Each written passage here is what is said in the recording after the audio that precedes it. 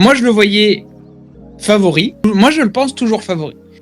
Est-ce que toi, ça le fait baisser dans ta hiérarchie des favoris?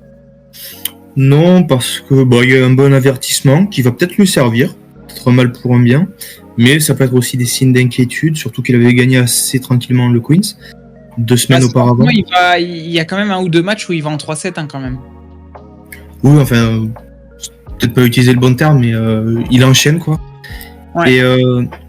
Et dans sa partie de tableau, les clés ont complètement ouvertes et Runeux a perdu, donc ça fait un adversaire qui pouvait potentiellement le gêner qui saute. Les Draper, Sinner, Djokovic, tout le monde est de l'autre côté, tout le monde va se taper.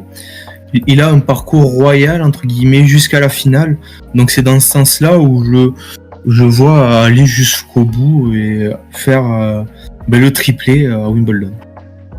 C'est tout simplement la demi-finaliste de la dernière édition, Vekic, la Croate, 22e au classement ATP, qui était tombée face à Paolini du coup il y a un an, et qui, on va dire, je ne saurais pas dire ça, elle est spécialiste du gazon, mais en tout cas elle aime bien ça, elle a déjà gagné au moins un titre sur cette surface.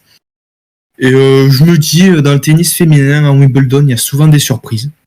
Donc je me suis dit, Vekic, c'est pas déconnant. Après je me suis pas embêté, j'ai vu qu'elle avait fait demi il y a un an, du coup j'ai voulu la remettre.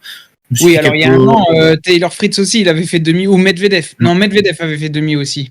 Et Medvedev, je tiens à préciser, elle a passé son premier tour. Je me suis dit, peut-être dès 14h, il va falloir vite que je change de photo. Ça a tenu 6-0, 6-4, assez tranquillement. Solide. Donc voilà, comme j'avais dit, à part Rybakina, qui est vraiment la spécialiste sur gazon parmi les favorites, on sait qu'elle est plutôt en méforme depuis un petit moment.